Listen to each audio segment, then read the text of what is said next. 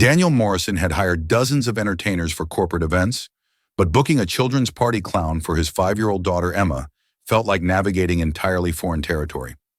At 36, Daniel commanded a successful consulting firm with the same efficiency he brought to single parenthood since his wife's death 2 years ago. But Emma's upcoming birthday party represented a challenge that no business strategy could solve. How to create the kind of magical childhood celebration that felt beyond his practical capabilities. The party planning service had recommended Sunshine Entertainment, and Daniel had booked their most popular performer without much consideration. For details, his assistant had handled the arrangements, leaving Daniel with only a phone number and a confirmation that someone would arrive Saturday afternoon, dressed as Bubbles the Clown. What Daniel had not expected was the woman who appeared at his front door 30 minutes before the party, carrying a large bag of supplies and wearing a colorful costume that somehow managed to look both professional and genuinely cheerful. "Hello, Mr. Morrison," the woman said with a warm smile that reached her eyes. "I am Bubbles here for Emma's birthday celebration." Daniel found himself staring. The clown costume was expertly applied, complete with face paint and a rainbow wig. But something about her manner suggested intelligence and warmth that went beyond theatrical performance. She moved with natural grace and spoke with the kind of genuine enthusiasm that could not be manufactured. "Come in," Daniel said, stepping aside to let her enter. The party guests should arrive in about 20 minutes. As Bubbles began setting up her equipment in the living room, Daniel watched her work with growing fascination. She arranged her supplies with methodical precision, tested sound equipment with professional attention to detail, and surveyed the space with the analytical eye of someone who understood both logistics and child psychology. "You seem very prepared," Daniel observed. Bubbles looked up with a smile that transformed her painted face. "I believe children deserve entertainment that respects their intelligence," she said. "Simply putting on a costume is not enough. You have to understand what will genuinely engage them and create positive memories." Before Daniel could respond, Emma appeared at the top of the stairs, drawn by the sounds of preparation. When Priyu bows, she saw Bubbles. Her face lit up with the kind of pure joy that had become rare since her mother's death. "Are you really a clown?" Emma asked, approaching with curious excitement. "I am really someone who loves making children laugh," Bubbles replied, kneeling down to Emma's eye level. "And I heard that today is your very special birthday." Over the next 2 hours, Daniel watched Bubbles transform his living room into a world of wonder.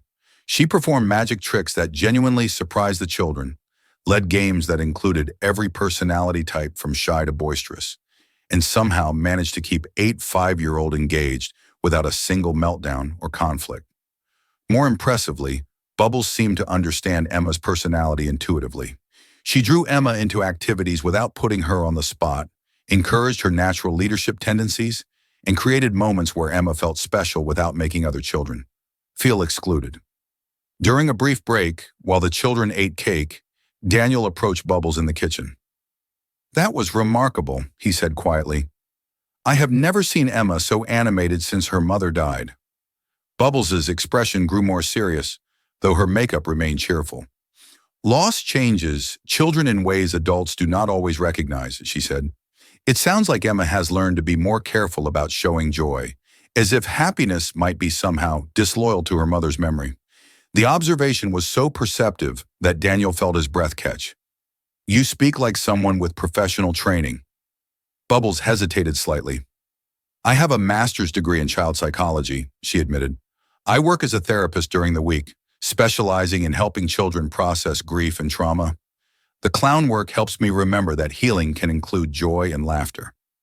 Daniel stared at her with new understanding. "So this is not just entertainment for you. It is therapy disguised as fun," Bubbles replied. "Children who are struggling often respond better to play therapy than traditional counseling. They need to remember that it is safe to feel happiness again." As the party wound down and parents collected their children, Daniel found himself reluctant to see Bubbles leave. Emma had spent the afternoon laughing in ways he had not heard since before the accident, and he sensed that this woman understood his daughter in ways that went beyond professional competence. "Bubbles," Daniel said as she packed up her equipment, "would you consider staying for dinner? Nothing fancy, just pizza and conversation. I would like Emma to have more time with someone who clearly understands children so well. Bubbles paused in her packing, studying Daniel's face. I would need to wash off the makeup first, she said with a smile that suggested genuine interest in extending their time together. My name is actually Dr. Rachel Stevens, and I would enjoy getting to know you and Emma better. Over pizza and casual conversation, Daniel discovered that Rachel was even more remarkable without the clown costume. She spoke thoughtfully about child development, shared insights about helping children navigate loss, and engaged with Emma in ways that felt both therapeutic and genuinely caring.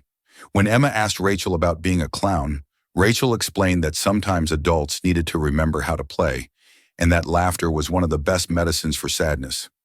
Do you think my daddy needs clown medicine? Emma asked with 5-year-old directness. Rachel looked at Daniel with gentle understanding. I think your daddy has been working very hard to take care of you, she said, which sometimes means grown-ups forget to take care of their own hearts. The relationship that developed over the following months surprised Daniel with its natural progression. Rachel proved to be not only professionally skilled, but personally compatible with his values and approach to parenting. Her understanding of childhood grief helped Emma process emotions she had been carrying alone, while her warmth and intelligence provided Daniel with the first adult friendship he had formed since becoming a widower. When Daniel finally told Rachel that his feelings had evolved beyond gratitude for her professional help, it was after 6 months of growing trust and mutual respect. I know this complicates the therapeutic relationship with Emma, Daniel said during one of their evening conversations after Emma had gone to bed. But Rachel, you have brought something to our lives that goes far beyond your professional expertise. Rachel looked at this man who had become important to both her professional and personal life. Emma needs stability and love. Not another loss, she said carefully. If we pursue this relationship, it has to be with the understanding that her well-being comes first. They married 18 months later, with Emma serving as flower girl in a ceremony that celebrated not just their love, but their commitment to creating a family based on mutual care. And understanding Rachel's background in child psychology had taught her that blended families required patience and intentional effort, while Daniel's business experience had shown him the value of building relationships on solid foundations rather than romantic impulses. At their reception, as Daniel danced with Rachel while Emma played nearby with cousins, he marveled at how hiring a clown for a birthday party had led to finding exactly the partner he and Emma needed. The most beautiful discoveries, Daniel reflected, often come disguised as simple services or chance encounters when we are open enough to recognize that the person providing what we think we want might actually be offering something far more valuable than we knew we needed.